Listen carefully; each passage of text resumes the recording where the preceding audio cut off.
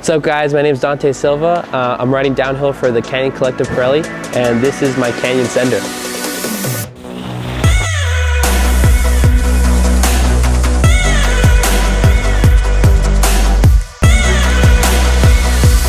Alright, let's do a little run. It's size large. I have the headset cups in the middle and long mode in the back. I am running in mullet.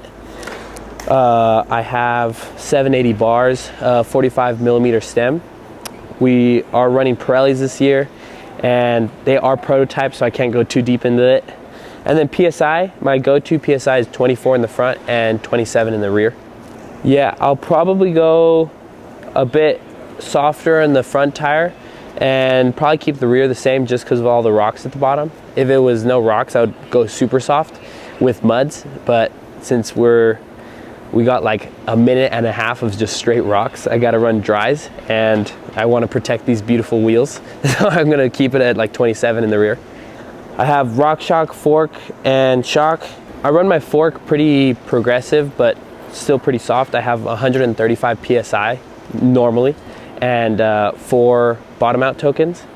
And then on the shock, I have a specific tune shock, so it's really light on the beginning compression, and then it's a little bit stiffer for the ending compression, and medium rebound. We have the Code RSC brakes, and I like to ride them with like a lot of bite, so there's not much like lever movement, like not a lot of modulation. I like it where it's like instantly bites. I have 220 rotors. People will sometimes tell me, they're like, why do you need so much braking? And it's like, why do I want my fingers to get tired? Like, I want it to be pretty easy to brake. And then I have the Crankbrothers Synthesis DH Carbon 11s with my Crankbrother Mallets pedals.